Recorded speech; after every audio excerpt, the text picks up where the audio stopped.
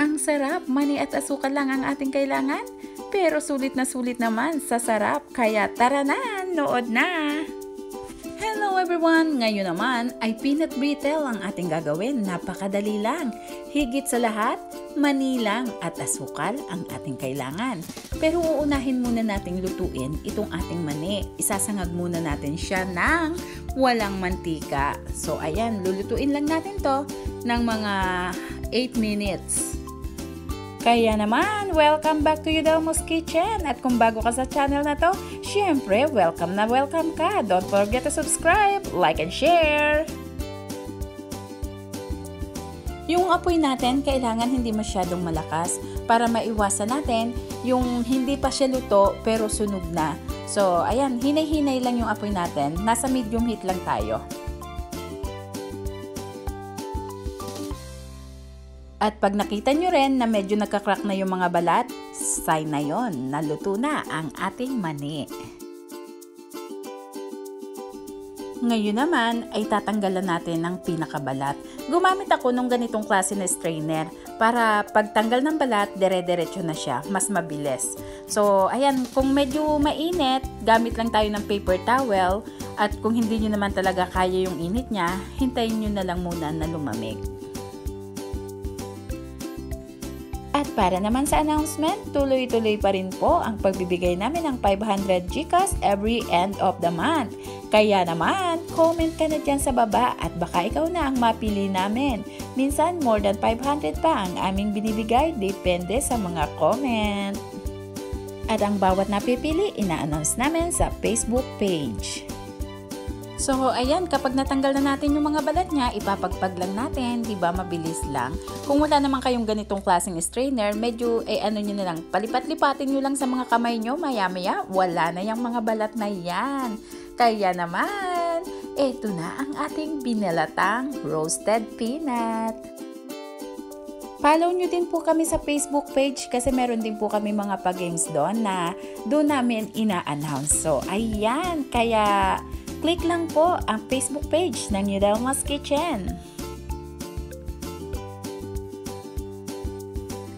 At bago natin simulang lutuin yung ating peanut brittle, mag-ready muna tayo dito ng parchment paper. Kailangan nakalatag na kaagad siya dyan. Para kapag hinango na natin yung peanut and sugar, diretso na kaagad dyan. At ngayon naman, isusunod na natin ang pagluluto nitong ating sugar. So yan, uunahin natin yung asukal ngayon. At gumamit ako ng light brown sugar. So ayan, kasi yung brown sugar talaga, nagdadagdag siya ng extra lasa sa ating mga pagkain. So ayan, depende sa inyong lulutuin. Ganon.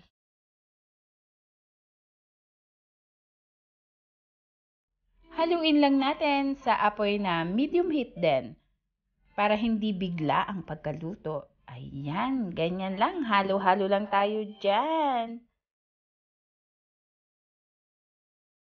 Kailangan yung paghalo natin dito continuous.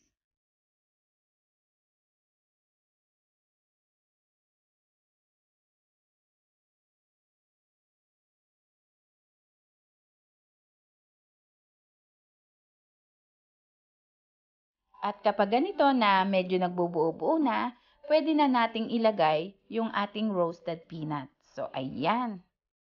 Lagay lang natin dyan, tapos halo-halo. And then, continuous natin yung paghalo hanggang sa mag-melt yung asukal. So, ayun na, ganun lang kadali. Hihintayin lang natin mag-melt yung asukal.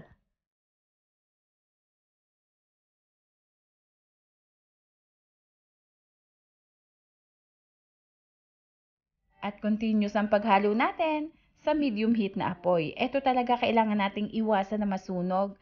Kasi once na nasunog yung asukal, mapait po. So, hindi natin mapapakinabangan. Kaya kailangan yung apoy natin dito, control na control talaga natin.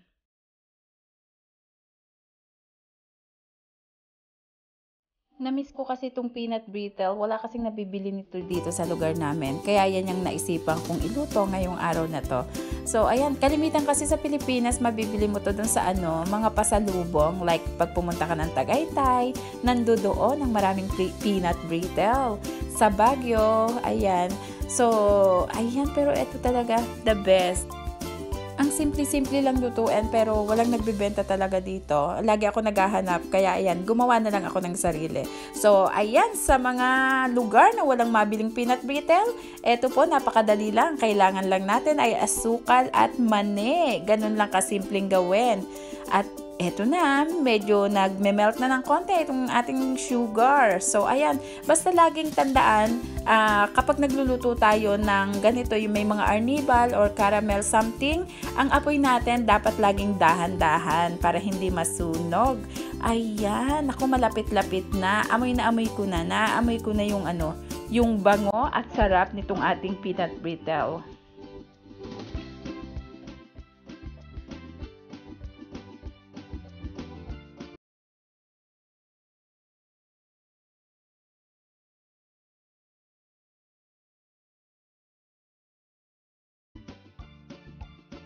So, ayan, natunaw na yung ating asukal. Kaya naman, pag ganito na siya, okay na, patayin na natin yung apoy. Konting halo-halo lang at baka may natira pang buo. At ngayon naman, ay ilagay na natin dito sa ating iniready kanina na parchment paper. Kailangan ng paglalagay natin habang mainit na mainit pa siya. Kasi once na lumamig, hindi na natin siya matatanggal sa kawali.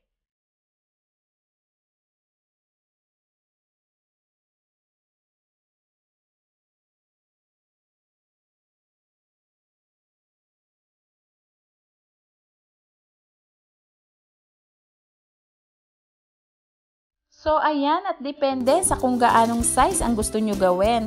Pwede rin naman na isang buo, tapos kapag lumamig na, saka nyo siya i-crack or saka nyo putol-putulin. So, ayan, eto na. At papalamigin lang natin. Kapag nailagay na lahat natin dito sa ating parchment paper, papalamigin lang natin at ready na ang ating peanut brittle.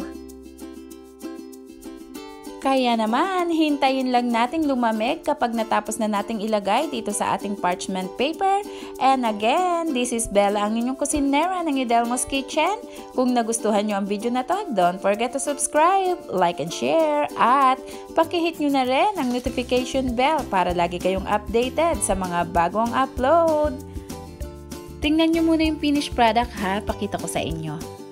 At eto nga, malamig na siya, kaya naman, atin ang tikman, atin ang sintensyahan. And again, maraming salamat pong muli sa inyong lahat. Mag-ingat po tayo at bye-bye!